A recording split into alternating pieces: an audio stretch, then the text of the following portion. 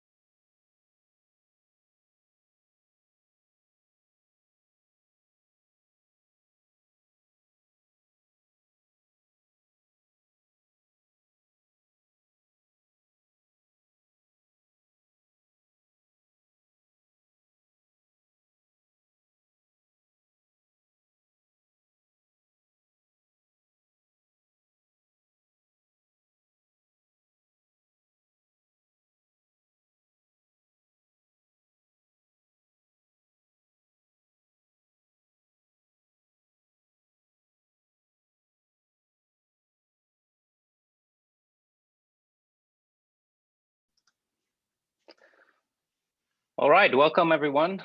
Thank you for joining. I was just trying to fix the Q&A function. For some reason, I cannot see it. Just give us a second to resolve this, and then we'll get started.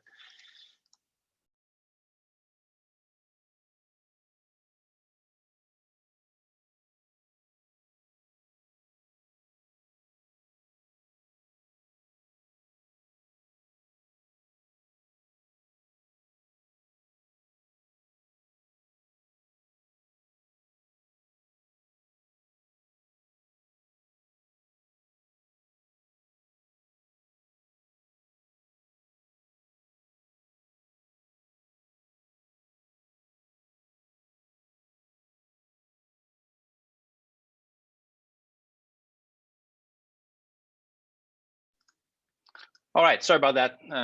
Just a small technical issue. All right, good to have everyone in this webinar today. This is our monthly webinar. As some of you know, we are HH. We do this one monthly webinar, sometimes with a guest speaker like today. It's an open webinar. It's people are free to join in. So we have some of our members. We have a bunch of new people joining today, which we're very excited about. Yeah, let's get started. Quick agenda. Today I'll make an introduction for Prantik. He's in the call. I will introduce him shortly. I'll do a quick update on HH and what we've been working on. But the biggest part of this hour, we're going to talk about e-commerce in Southeast Asia. That's going to be a panel discussion with Prantik. We'll do Q&A. I do expect people to have a lot of questions as usual. Feel free to use the Q&A function anytime during the webinar, all the way from right now until the end. Feel free to drop your questions, and we'll try to answer them as much as we can, and then we'll close it off hopefully under 1 hour to keep it excited and not to take too much of people's time. So let's get started. All right, so we have Prantik Mazumdar with us. He is the founder of Happy Marketer. Hi, Prantik. Hi, Maarten. Hi, everyone. Just a quick background on you. Happy Marketer is one of the best and most awarded digital marketing services, firm services in the Southeast Asia region. The company was actually sold in 2019 to an American firm, which is part of the Dentsu Aegis network, which is the largest Japanese advertising conglomerate. Prantik is also an active angel and venture investor. He's a mentor, advisor, and a speaker through different organizations like Quest Ventures, Thai Singapore, HealthX Capital, and US Angel Ventures. And he's an entrepreneur and resident at INSEAD. So very well accomplished entrepreneur. We're very happy to have him here. We'll talk with him in a few minutes. But let's do the quick update on HH. Just on HH, for people that don't know us, we're a VC investments firm. We're the venture capital arm of a single family office, headquartered or based out of Singapore, where we are right now, back in semi-lockdown, if you like, but still in Singapore. We are basically also entrepreneurs. We've run companies, we built companies, we have our experience. And basically our mission is to provide smart finance to support founders, founders with a global vision that try to solve meaningful problems. And we like Southeast Asia, that's our home base, and we focus on companies that have the potential to grow, to scale. So that's our mission. What have we done so far? A couple of companies that we've invested in over the past few years. This is just a sort of like a highlight from our portfolio. If you want to see our full portfolio, you can actually look us up on Crunchbase. The link is at the bottom. We'll share this recording, so later on, feel free to, look it up. Most of the companies, as I said, in Southeast Asia, we do have some exceptions, like Just or eJust here at the right bottom, which is obviously a US-based company, but I'd say 99% is in Southeast Asia. On HH, so we invest in companies from pre-Series A all the way to Series D. We realize that there's opportunities at all stages. It's really a matter of trying to find great founders rather than try to focus or narrow on a specific stage. So we're trying to be as broad as possible, even though the majority of the companies are still, much more on the pre-Series A. We've deployed over $10 million in around 10 companies. It's a bit outdated. We've done 11 or 12 so far, with a reasonable IRR and multiple so far. It's been early, but it's looking that we back some amazing founders. We are actively invested, and we actually invite accredited investors to join us. Prantik is also a co-investor with HH. Prantik, before we get into the e-commerce part, which is obviously the main topic of this webinar, can you share a bit more on how you got to become an angel investor and how you've worked with HH so far? Yeah, absolutely. So hi everyone. Well, the angel investment journey has been I'm still a fairly nascent angel investor. Been doing this for only about 2 years, because prior to that, pretty much whatever little money we had went into our own venture. So Rachit, who's the original founder of Happy Marketer, and I, we've been running Happy Marketer for over a decade before the exit happened. So only after the exit happened, did I have some bandwidth or resources to look into investing into other companies. And that's when I remember connecting with you guys about 2 years plus, and we got talking. And I think, with HH, I think our activity probably began somewhere around March, April last year. I think we did a couple of deals last year. I think YQ was a very interesting one. Just love the way you guys kind of curated that deal, and the whole due diligence process and getting to know founders. I think then we did a deal on Activo Labs, where I was involved as well in the insurtech space. And yeah, earlier this year, the great opportunity with eJust. So still fairly nascent to the new to the game. It's a lot of learnings. It's been 2 years. As you said, there's been opportunity right from inception stage to pre-Series A to late stage pre-IPO as well. And I think it's a very interesting time to be a angel, or what I like to call a venture investor, because sometimes you don't have to just be an early stage angel investor. You could be doing late stage pre-IPO deals as well. I think the opportunities and the access to information and access to fractionalized opportunities is immense. Right, fantastic. Thanks for sharing, Prantik. You're obviously you're still running Happy Marketer, right? That's still your daily focus. Am I right about that? So as you see on my background, so my role now is with Dentsu. So we sold the company to Happy Marketer. I mean, we sold Happy Marketer to Dentsu about a couple of years ago. So being a service, we're not a product company, service-oriented business. We are on an earn-out, right? So we have a few years to go. So yeah, my day job is pretty much at Dentsu, managing the P&L for one of the lines of businesses, of which e-commerce is a very critical part. And but I kind of spend evenings or some weekday afternoons or weekends looking at some of these investment opportunities. Fantastic. So, one of the reasons, obviously, we invited you is, you're an active investor, but you're obviously an expert in the e-commerce space. You've been, almost a decade or more than a decade now, been in this region, looking at companies, helping them to grow. e-commerce, and that's the main topic of this webinar. What's the future of e-commerce, right? That's what we want to talk about today. Obviously, we know e-commerce is booming. We're not at the stage anymore where people are like, oh, is e-commerce going to be the next big thing? I think we can all agree that e-commerce is here to stay, and it's a fundamental change that has happened over the past 5, 6, 7, 8 years here in Southeast Asia.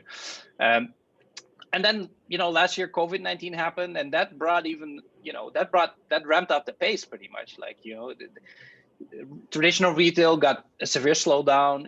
Businesses closing, and so e-commerce got this whole boost. But the question now is actually, what does it mean for investors, right? We're all, at least the majority of us here are investors. We're looking at this space and we're like, where can we find opportunities? What's interesting, right? What should we look at? And what trends can we expect? And that's pretty much what we want to talk about today. So what we did, we picked a few topics, some recent news, some specifics that we want to talk about today, and you and I will have a discussion on this. And then hopefully people might be triggered to have some questions here, and then we'll try to just go in that direction and see where the discussion goes. All right, let's get started. All right, this is us. Okay, the first topic. Big news last week when Tokopedia and Gojek announced their merger into GoTo. They're huge. They're two huge companies going together. So it's pretty exciting. What are your views on this, Prantik? Yeah, I think this was a long time coming, and this is very exciting for a few reasons. If I just zoom out a couple of years ago, if I look at the last 10 years of e-commerce journey in Southeast Asia, I think there have been a few landmark milestones, at least in my head, right? Of course, you always have global boys like the Amazons of the world entering or trying to make a dent in this region. But it's living in Singapore and being part of the Southeast Asia economy. I grew up in Indonesia as well, so the market's pretty close to my heart.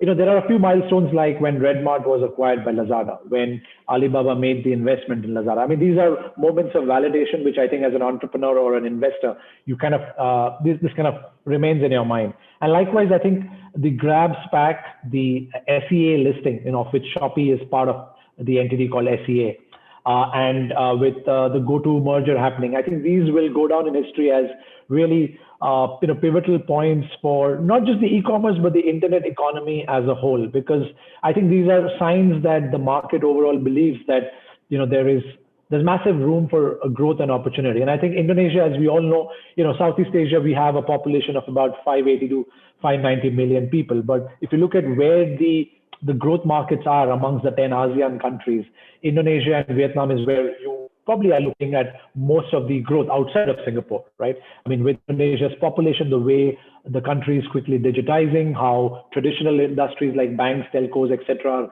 digitizing. So to me, I think this is a great milestone. I think this consolidation is also, I think, very there were talks of Grab and Gojek looking at potential mergers, but between that option and this, I'm quite happy with this purely from a perspective of, I think there's at least on paper, there's good complementarity, right? One's looking at e-commerce and the merchandise, etc. The other's looking at last mile delivery, which, as we know, especially in South Asia, I think as an investor, an area of concern would be the supply chain and last mile delivery. So I think from that perspective, I'm quite excited about this merger of equals in that sense, at the same time complementary set of services. Right. I agree. I mean, logistics and last mile delivery is one of the hardest parts of the supply chain to crack. And I mean, it's definitely super complementary here, and it's exciting. Hey, but on the other side, right, we're talking about the supply chain, but if you look at the more like the consumer side of things, in Indonesia, there's always been this fight about like the customer gatekeeper, right? So who's the business that owns the consumer? And you have all these super apps, and people they have a range of different services on one app, and that's been a trend for over the past couple of years. And so one could say that these companies are getting this big to this stage where it's like, is there even room for others to still sort of fight for the consumer, or is that is the battle for the customer gatekeeper over now? What do you think? Yeah, the super app trend, I mean, you look at any market, I think even in India, suddenly you're seeing the Tatas wanting to kind of, fight the super app battle. Of course, in China, you have the WeChat pretty much setting the trend out there. So I think there will be consolidation, but I think, beyond GoTo, there probably will be spots for two or three others to kind of compete. It's a very large, very fragmented market, as an archipelago. You could potentially find that certain companies focus on islands beyond Java, and there's enough population out there. Of course, purchasing power is always to be questioned, but I think there is room and space for probably at least a couple of other players like Blibli, etc., who would look at specific domains. In the travel space, you obviously have Traveloka as well. Blibli could be looking at a particular area as well. So I think there is space. It's a very large market. Had it been Singapore, of course, that would be a very difficult conversation. But in Indonesia, Vietnam, I think there is room for super apps as well as niche players. Right. Yeah. Okay. So that's interesting, and and Indonesia is really setting a trend, right, for the region. That, like you said yourself, this is one of the big mergers. This is one of the big milestones in this region. What do you think will be the effect now on if you look at other markets, substantial markets? Let's look at Vietnam maybe, or even Philippines. What do you think will be the sort of flyover, the effect on these markets? Yeah, I think, because I think a lot of these entities perhaps have common investors who probably have, their headquarters in Singapore. And, they would be looking at, I think this would give them a lot of confidence that could we get or orchestrate a marriage of complementary partners of, someone who looks at the finance side, someone who looks at, and you're seeing the typical pattern, you probably start as ride hailing, but as you kind of get into ride hailing, some have moved into food delivery, some have moved into e-commerce. Of course, can there be one player who does it all? Maybe in Vietnam, Philippines, possible, but something tells me in Southeast Asia, we are unlikely to see one player do everything. I don't think we are at that level of maturity yet. My bet would be that in the Philippines, you could potentially see, for example, one of the large traditional family-owned conglomerates like the JG Summit Group, which has malls, etc., or retail outlets. They could potentially invest or partner with a fintech player. Right. I could invested in a bank called Tonic, right? So you could bring in a neo-digital bank to take care of payments, or you could work with a last mile delivery partner. So my gut feeling is in Southeast Asian markets like Vietnam, Thailand, Philippines as the next frontier, where you will see, of course, very different flavors. In Philippines, for example, the family-owned business is a massive driver. In Vietnam, in Thailand, you could see large conglomerates or MNCs or partnering with their native startups to solve for finance, last mile delivery, and of course, core e-commerce supply chain. Right. Yeah, I guess, I mean, it's interesting, right? I mean, Southeast Asia remains to be a very, very, sometimes I say Southeast Asia is not really a region, right? I mean, the countries are still incredibly different. And, you take Indonesia and Vietnam, you can't even, they're not even close, right? And people tend to look at Southeast Asia as that, one reason, which is, as for foreigners, it's kind of a barrier, right? Because but foreigners tend to come in and say, oh, yeah, I'll go to Singapore and then I capture all these markets, which turns out to be incredibly difficult, right? But what do you think? How will local, sort of the global e-commerce players look at Southeast Asia then? What do you think will happen now? Do you think they'll be holding off, or? I mean, look, personally, I've been in Singapore for 20 years, and I still don't think Amazon has kind of done, I mean, as a consumer, I would have expected a lot more from Amazon, right? I don't think we have bulk of the services that American consumers enjoy, from Amazon in the US. So I think, like you said, one of the reasons is the market is fragmented. It's not homogeneous at all. It's very heterogeneous. Again, I kind of relate it to India as well, right? There is no one India. You probably have 28 plus states. Each one has their own characteristics, be it language, culture, purchasing power, etc.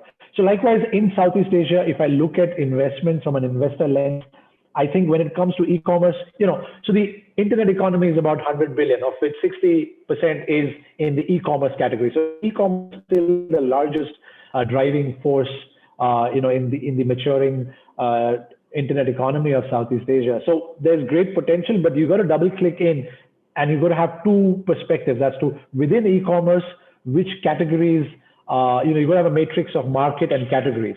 So broadly speaking, electronics and apparel obviously are doing well, but it's not in the same breath what we are seeing in Indonesia, Vietnam versus the rest. To be honest, Indonesia and Vietnam, in the larger scheme of things, are is where I would place my bets for the next 5 years at least.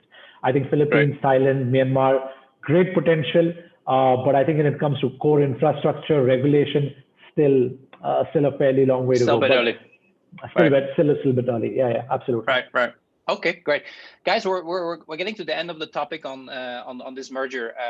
Again, feel free to ask questions. We might sort of dive into some other topics now, but we'll jump right back if you have something related to this merger.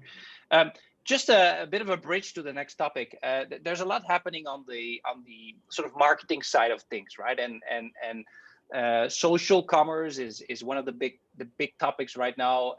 Do you think these big brands, do you think they'd be sort of lean enough to actually keep up with the fast developing pace, or do you think they ultimately will start lagging behind, and then there's more room for smaller players? Yeah, no, I think it's very few people kind of realize that Southeast Asia, especially Thailand, is one of those markets where social commerce, and the whole point of social commerce is it's pretty much informal commerce where I could reach out to you via Instagram Messenger or Facebook Messenger, and we could strike a conversation and do a deal offline, right? That's how the emergence of social commerce happened. Of course, in the West, Instagram today, has features where you could look at an image and you could click to buy, right?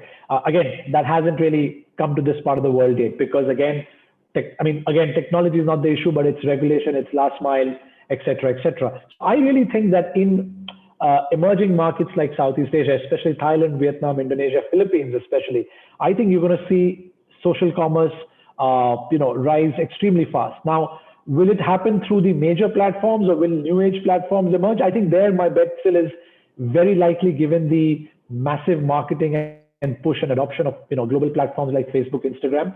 The channels probably will be Facebook, Instagram, but the whole emergence of, or the growth of informal e-commerce through messenger chats, I think, or WhatsApp chats.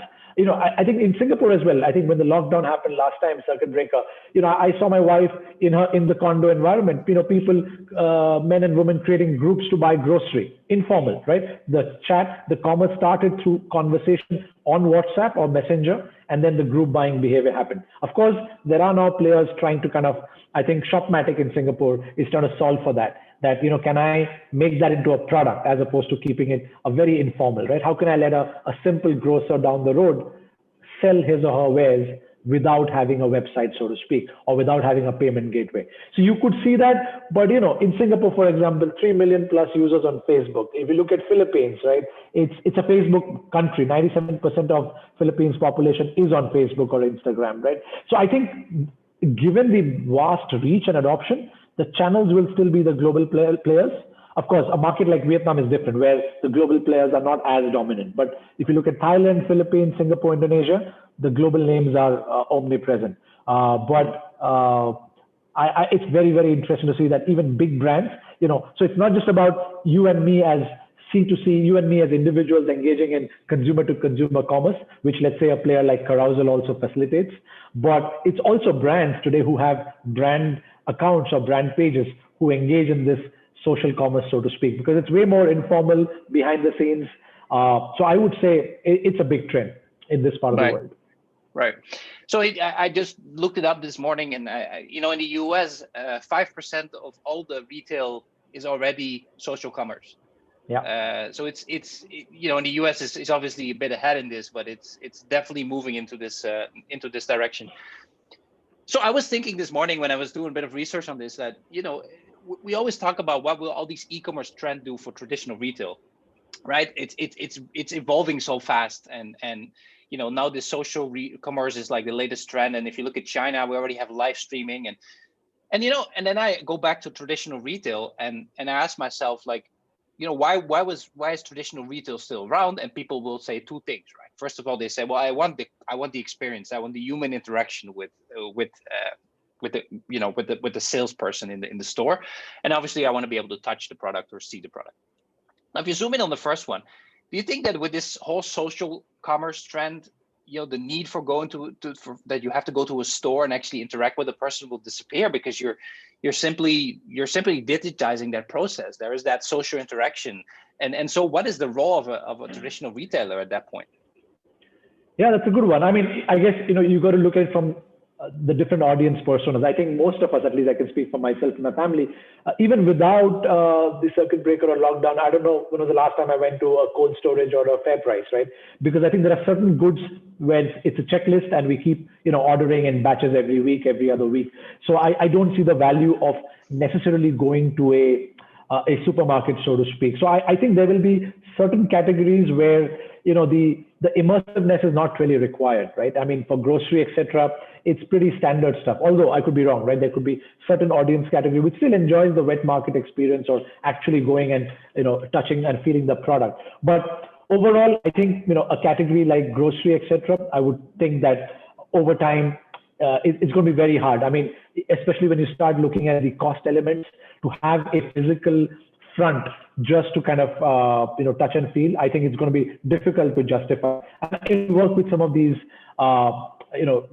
top retail brands here, and especially in a market like Singapore, it's going to be very, very hard, right? Because the real estate is so expensive. So what some of these brands are trying to do, whether you're into grocery or into apparel, is you probably have, it's probably like a cloud kitchen kind of a model where you have a few centers for either pickup or even, you got to think of in e-commerce, what about return, right? You want to have a few outlets. So they're probably cutting down or streamlining these real estate spaces just where you could maybe come. It's like a showroom, so to speak, right?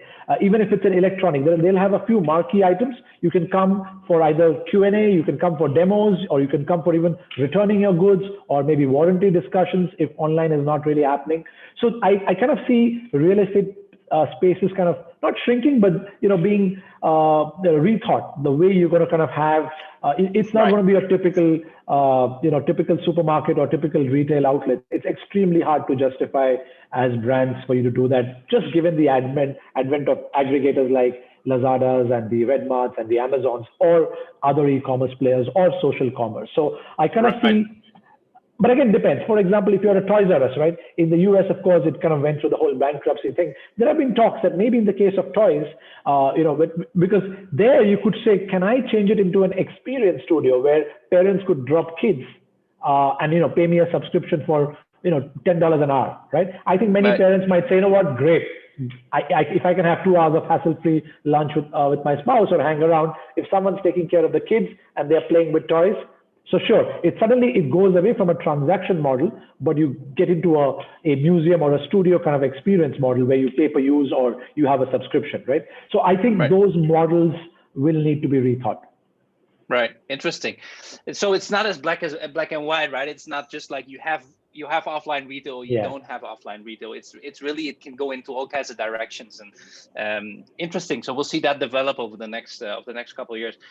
And then, the other thing I was thinking is like, retail used to be very simple, right? When you and I grew up, if you needed something, you would go to the store, right? That's it, right? And if it wasn't there, you just have to wait, right? No other options. And one could say that that's actually quite relatively simple also for that retailer, right? Because there is that one single channel that they had to manage. Just get people to the store and they will buy and will do all the marketing inside the store and make that into a great experience. Now it's getting, there's so many different options, right? There's so many channels. You have the Tokopedias where you can be with your brand.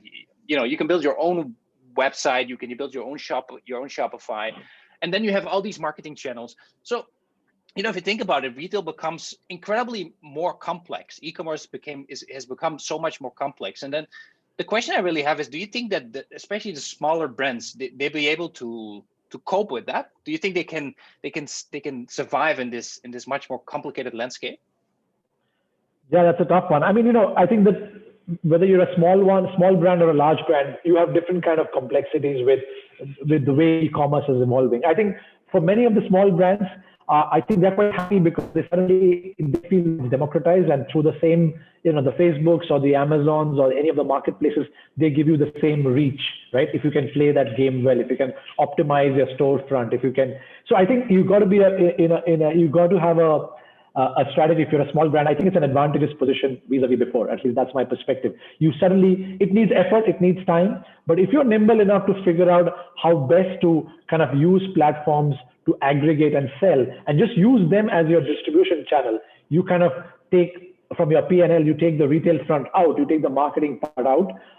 I think there's a great opportunity, right? You focus on the product or the experience, you focus on the curation, you focus on the packaging, but you can leverage these big tech platforms if you want to leverage the marketplace.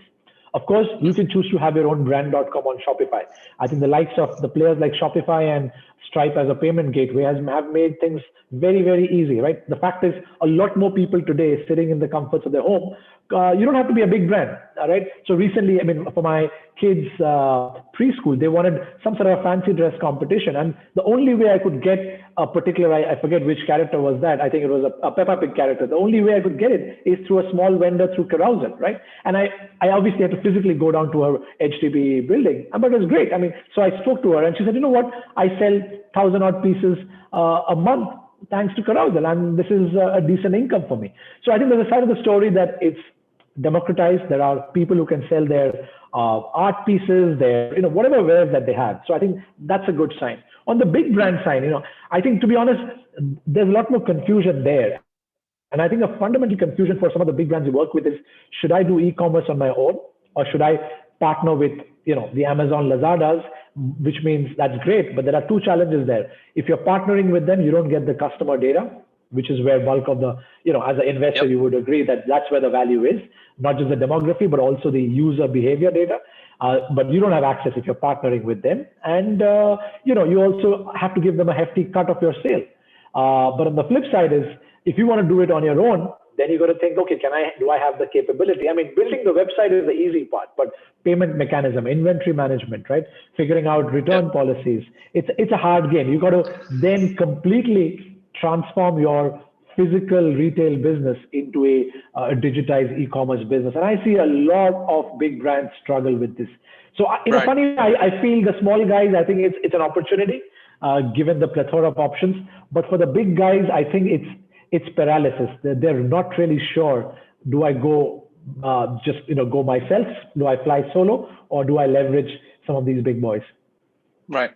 Interesting. So we actually, if we take it back to those brands that want to control it themselves, and then we focus a bit more on the social commerce again. We recently invested in a business who manages influencers, right? Yeah. And a lot of these small brands, and even the bigger ones, found it very useful to say, hey, we have one place where we can put our influencers and we control that whole process on Instagram. But what I'm curious about, just from your perspective as an investor, where do you see opportunities? Like, is it in the tools? Is it with those brands that are trying to get into the market themselves? Like, where you think, what should investors look at? Yeah, I mean, from an e-commerce business or any of these digital businesses, I guess from an angel investor angle, a few elements, right? One is, of course, how large is the market size of the problem, right? Because again, in e-commerce, again, as an example, it's, I wouldn't say it's saturated, but there's just a lot of competition, right? And then the question begs is, what part of that total market size are you trying to address? Are you trying to be a platform? Are you looking at, scaling a particular niche, let's say sports apparel, right? So I would assess that. I would also assess at a very fundamental level, and this holds true for any sort of investor, is, we talk a lot about product market fit, but I also tend to look at founder market or founder product fit. Is this team the right team to kind of solve for this problem? And not just the one founder, but the founding team. Because if you want to do any digital business, you need to have a few aspects covered, right? You need to have someone looking at data science, someone looking at UX, not just UI, but UX. UX is something that is very often overlooked, because everyone's very, very keen to kind of create a pretty website, which is quite easy in today's world. But is the user navigation flow? Is the search engine optimization? Is the search navigation easy? How well is are your SKUs displayed? How easy is it for the sellers on your marketplace to upload their product details, right? So I would look at the team as how to scalable digital business. So I would look at those two. And from a digital or an e-commerce product perspective, I think what's also critical is to look at the business model, right? Because you could have a subscription, like for example, there's a thirsty beer e-commerce model, right? Fantastic, right? Depends on what kind of beer you like. I get my pack of 6 beers every month. So you could have a subscription model, you could have a pure transaction model. Within a transaction model, you pay later model. So I think I would really double click after the team and the market size. I would double click on the business model there, because that's the second part is, what's my business model? Where am I making my cut? And the third is, how well am I geared, or how well is my thought process or team or structure or technology on managing data? Again, this is something that a lot of e-commerce or digital businesses don't really solve for. I mean, and when I say data, it's not just about having an Excel sheet or a CRM of customer data. That's just base level. But behavior data, what am I searching? What am I clicking on but not buying, right? And then how do I use, that's level one. But then how do I use that data to personalize the customer experience? How do I use that data to win back customers who probably came to my cart but did not buy, right? There's so much that you can do with demographic and behavioral data. So that would be the third bucket. So market size, founder, product fit, business model, and followed by the ability to collect and also take actions based on those data points. Interesting. Okay, just to summarize, because we weren't quite broad here, but so we talked a bit about like traditional retail and how traditional retail might not just disappear, but evolve, right? And we don't know in what direction, but there's definitely going to be opportunities there. Then we talked a bit about like how brands can manage their own their own channels as the retail landscape is become a lot more complicated. And then your view is that it depends, right? Yeah. They have to. Some brands choose to do it. Some others do it themselves, outsource it.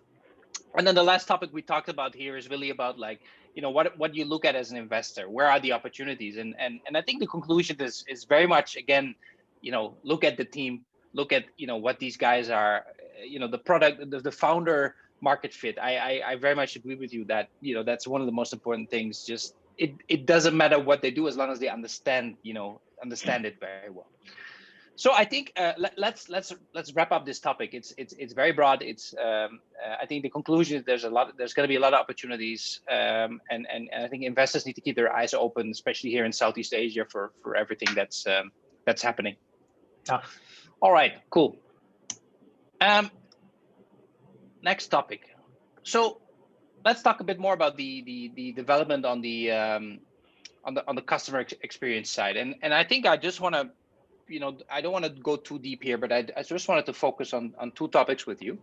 The first one is in the fintech space. My question here is, there's a lot of buy now, pay later solutions evolving in the market, and that's fairly new here in Southeast Asia. I know that you look at the US. This has been there for a long time, but a lot of brands are pushing on this. They're giving people opportunities to buy, and sometimes they deduct it from their salaries, right, when they get the salary, and sometimes there's just simply extremely high interest.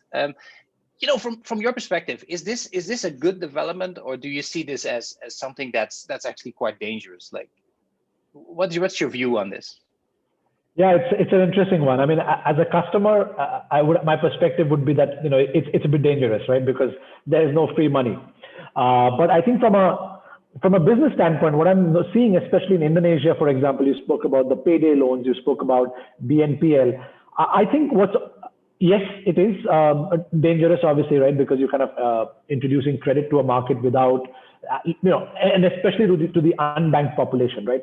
Which could be risky. But I think with the right kind of regulation, which you probably see in markets like Australia, Singapore, I think what's interesting is you suddenly open up the markets you suddenly open up the opportunity for a larger base of customers to kind of start transacting with you, because a lot of people may not have the exposure, may not have the wherewithal to kind of, it's a typical cash flow problem. But there's also a big audience. If you look at the BNPL markets that does not like to kind of use your typical credit card to transact, right?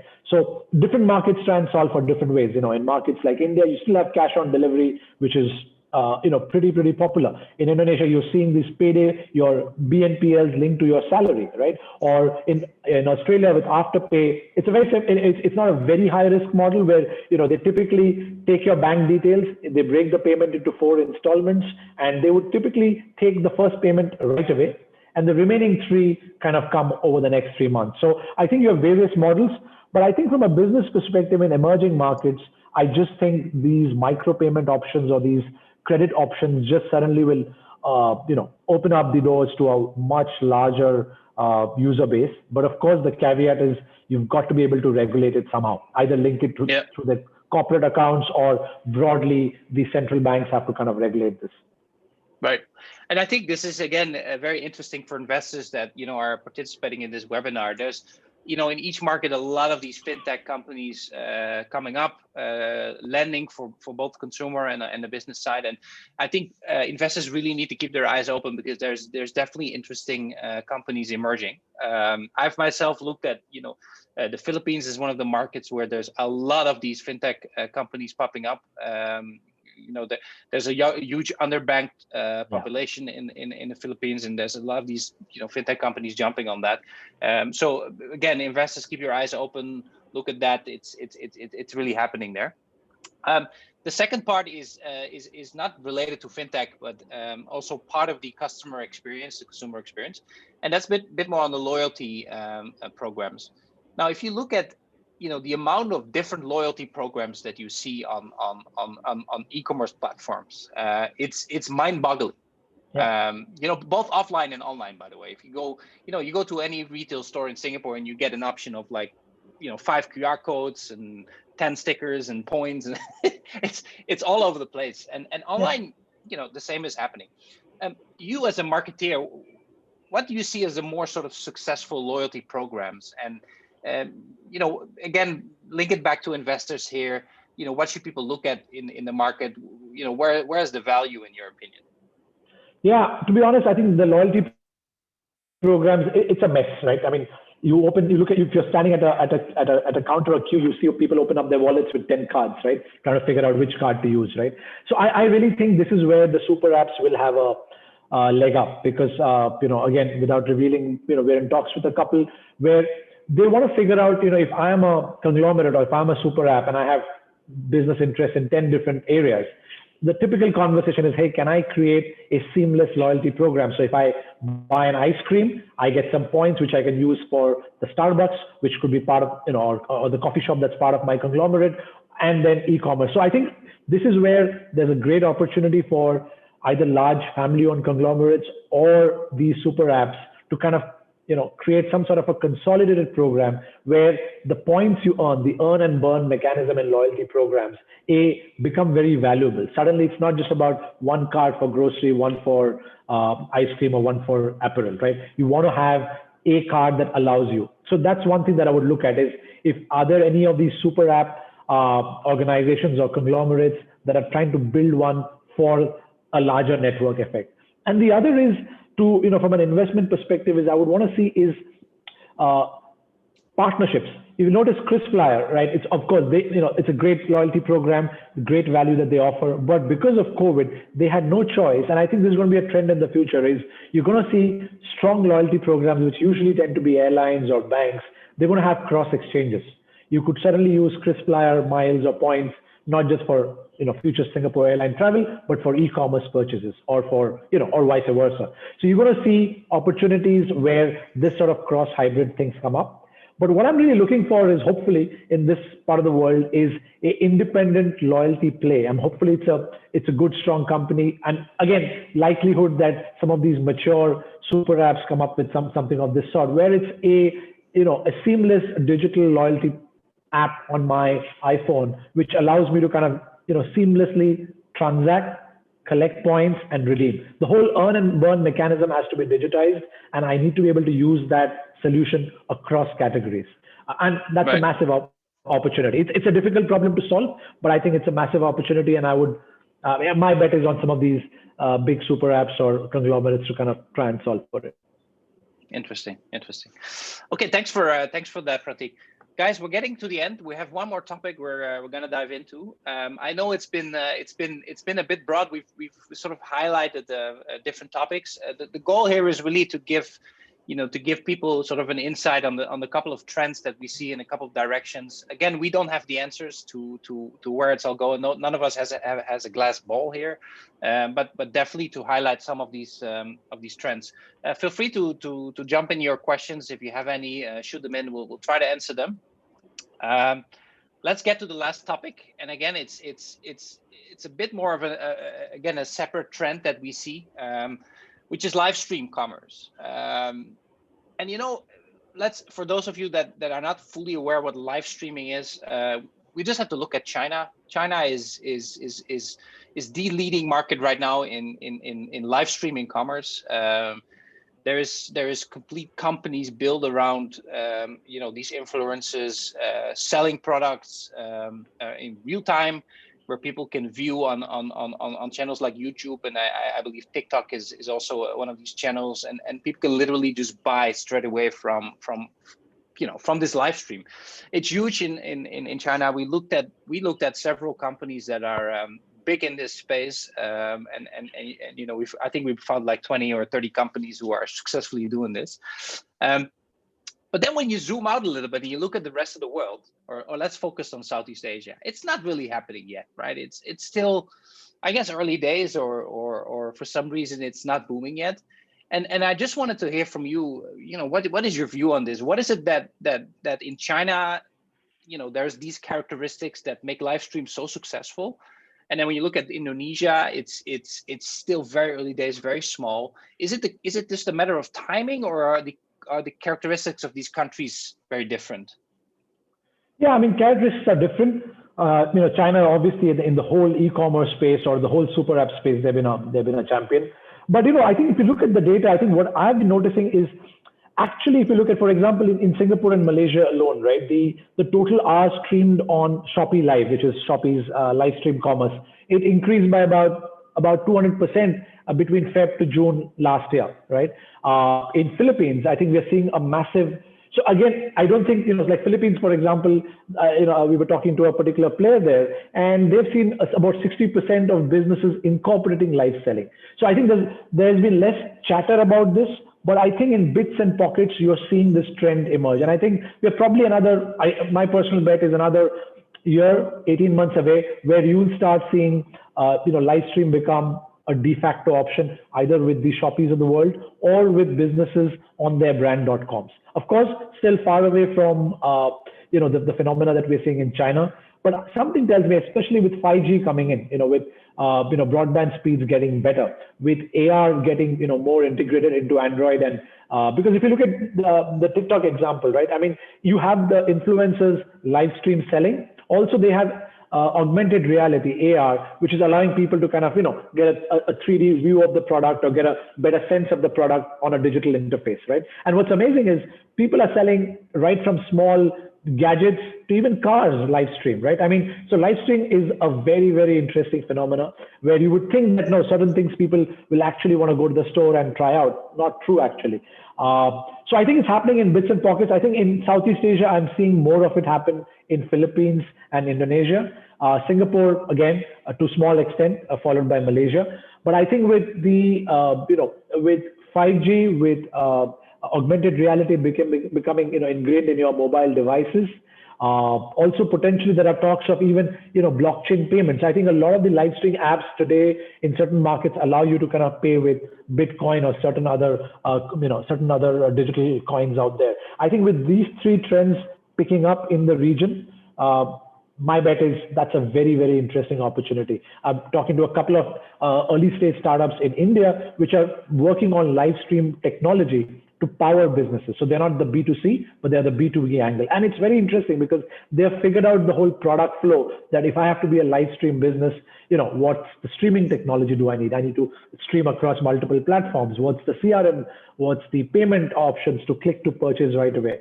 So I think I would see, as an investor, I would see options, especially in some of those players who will build the enabling underlying technology to enable a business to go live stream. Right.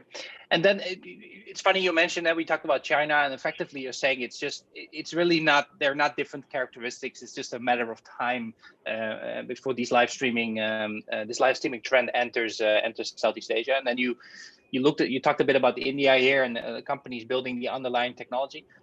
Just to answer a question from somebody in this audience, what other trends do you see coming from India specifically, and that might sort of like flow into the rest of Southeast Asia? Yeah, I mean, if you look at the Indian e-commerce market, clearly you've had the successes of, you've had Flipkart, which is a fantastic success.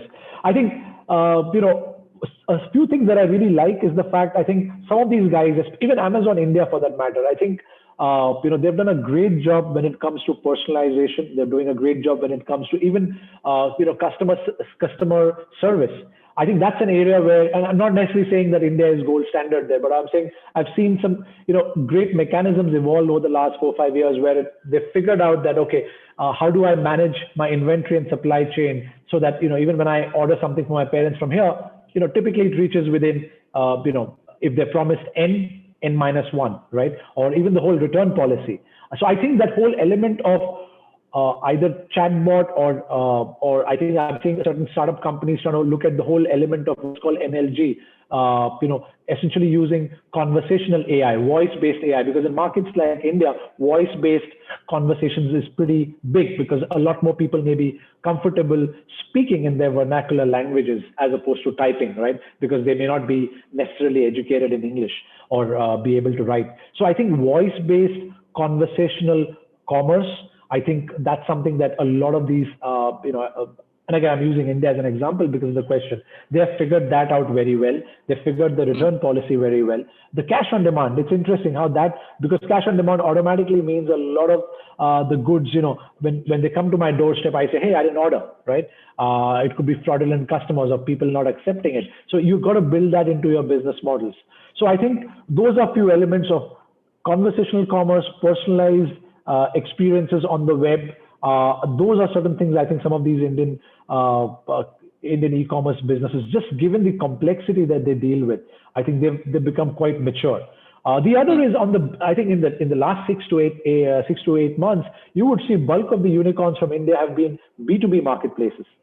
And I think that's an area I would be quite keen to look at in Southeast Asia is, we obviously had a Zilingo story in a broader part of APAC, but I think overall, if you look at in India, Moglix, I think as recent as a couple of days ago, they've become a unicorn. You had Meesho. You have quite a few B2B, marketplaces or B2B e-commerce players, which essentially help your, your small mom and pop shops digitize. Of course, you have Warung Pintar in Indonesia. You have an equivalent company in Philippines. But I think it would be interesting to see, either consolidation or more of these markets have these B2B marketplaces. I think that's more than the B2C. I'm quite impressed with what India has done in the B2B marketplaces in the recent past.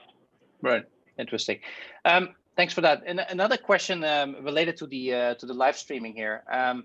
The question is whether where brands, what's your view for brands being able to control, their sort of own live streaming and their own experience versus going through, one of these third-party platforms that effectively could do it for you or sort of control the experience. Do you have an opinion on this? And does it maybe go back to your initial question on like whether brands should choose to go on a platform or not? What's your view here? Yeah, I mean, my personal view always has been whether it's live stream commerce or even plain vanilla e-commerce. I really think, especially if you're a brand which has a very high number of portfolios, your typical house of brands, I think there's a massive opportunity which still hasn't been tapped onto, right? I mean, you have so many of these large conglomerates or global MNCs which sell right from toilet paper to toothpaste to, so many other cosmetics, apparel, etc. I think that's something. And I know for a fact with some we are in close touch. It's nothing but a classic case of lack of agility, right? And it's just their habits that look. It's a habit that you've built a business over 50, 100 years by just selling through traditional retail or wholesale channels. So how do you kind of transform or manage that change? It's hard. It's easier said than done. And the other is, the other question they grapple with is, okay, how do I make this pivot without pissing off my existing channel distributors, right? You want to always have this hybrid, but it's not easy, because if you're selling through channel partners and distributors, and suddenly they see that you have your brand.com, that's going to create tension. But something tells me, it's a matter of time. It's a matter of time because, if I'm a big brand or I have multiple portfolios, I've seen the conversations when they have with the marketplaces. It's not an easy one because, sure, you're able to sell, but without that data, without having the ability to control that data or leverage behavioral data, you're kind of missing out on the whole potential out there. You're leaving a lot of money on the table. So, I mean, from my perspective, it's a massive opportunity. Not easy, but I hope more brands either those brands will, you'll see the Unilever's acquire the Dollar Shave Clubs, but I hope they themselves figure out, the P&G's, Unilever's, Kimberly-Clark's and other large brands, or even regional conglomerates. If you're selling 10 different categories, I think there's an opportunity to have your own brand.com. And there, of course, you can, for certain brands that lend themselves well to live stream, by all means. Right. I think, we saw 4 or 5 different companies. As a matter of fact, we were looking at a few companies as of right now that are trying to, build either supporting tools to help, people, especially in the analytics space. There's a lot happening there. Brands just simply helping you to analyze in real time what's happening on your live stream and which products you should, push forward and what works and what doesn't. Very, very interesting. We see also a lot in purely the technology to do live stream, to be a live streamer. If investors are interested in this space, they can always reach out to us, because I think we have a couple of companies and we need people to put their brains in and sort of, get their opinions on what, what's interesting and what's not. But very interesting. Thanks for that. There's one more question here also. I'm not quite sure if I understand it correctly, but it is actually related to what you said earlier about the local language trends. I'm not very familiar with this space, but the question is if there's other trends in that space that you see, and it might not have been in Asia alone, but what do you see in that space? Do you have an opinion on that, or? Yeah, I think the vernacular part is interesting. I mean, especially in a heterogeneous market like India, or even in Southeast Asia, where you have so many dialects, let's say even within Indonesia, right? And I see a couple of trends. One is this whole element of conversational commerce. In fact, I would urge all of you to kind of see the video recording of Google I/O's, yesterday there was a Google I/O event, right? Their annual event. And one of the things that they are trying to kind of essentially do is, so there's a wonderful video of the CEO Sundar Pichai, speaking to a planet. And it's, him and his kids talking to the planet, and basically trying to show that how companies like Google, and there are tons of startups, by the way, even in Singapore, who enable vernacular conversational, doesn't have to be commerce, but just vernacular conversations with machines. Now you can see the power of that if that essentially, assuming you're someone in a small town in, let's say, Sulawesi, and you're speaking in that dialect using voice to say, hey, I'm looking for these kind of school bags for my kid, show me options, right? The options show up. So the whole customer experience, firstly is voice, B, it's vernacular, it's in your dialect, C, it's automated. It's not a human being, making conversation with you. And that's where what I spoke about earlier, the NLG companies, for example, in Singapore, there's one called Cognius, right? They're trying to solve, how can I make machines smart enough to have contextual conversation with you, not your typical hard-coded conversation. That's one use case I see from a buyer perspective. The other one that I see is the whole content layer. Like in India, for example, there's a company called Daily Hunt. They make content, purely vernacular content, right? Short videos or short articles at a vernacular level. And those content pieces are now being integrated natively with e-commerce sites, because the thesis is content could be a starting point to discover products, which brands could use those contents to product place, right? So again, their vernacular content has a huge role to play. And the third side is on the supply side, right? Is if I am the merchant, a small merchant, for example, a lot of companies today use machine learning to upload product data, product image. So I'm seeing some startups who are basically just solving for, these are no code or low code platforms, basically saying, I just take a photograph of the book I want to sell, automatically the image and the text comes in, and I put a voice note, right? So it's both on the supply and the demand side. So you're right. I think automated vernacular conversational commerce or conversations could have a huge impact for commerce platforms. Right. Okay. Thanks for that, Prantik. I think we already hit 1 hour, so I wanna start to wrap it up. Again, a lot happening in this space. There's too much to discuss in one call, and I think we can agree that there's these opportunities, and unfortunately or fortunately, COVID-19 has sort of sped up the whole development. As an investor, you don't want to miss that trend. I think that's sort of the conclusion here. Keep your eyes open if you're interested in this space. Southeast Asia is really the breeding ground of this whole thing, which is sort of exploding right now, and you want to be there as an investor. I think that's the conclusion. All right, just to wrap it up, guys, thanks everyone for attending here. Please do provide us with feedback through our usual channels, so we can keep on improving these webinars and try to create value for people. Feel free to reach out to us on WhatsApp or via email if you have questions about about this webinar, about deals that we're doing, or sort of our existing portfolio companies. We're here for you. We're here to answer questions. And if you just want to sort of passively follow us, LinkedIn is the best place to go to. Just follow our LinkedIn page, and we'll just sort of continue to post updates there. Prantik, I really want to thank you for your time and your fantastic insights today. Wish you all the best with the marketing company, and we'll keep working together on the investments. No, absolutely. A big thanks to Mohammed, Joanne, and yourself for inviting me, and thanks to the audience for joining in. And always happy to have conversations on the WhatsApp group that we're all part of, or on LinkedIn. And thanks for all the effort that you guys do in curating these amazing investment opportunities. Thank you. You're welcome. Thank you very much. Thank you, guys. Bye-bye. Thank you. Bye. Take care.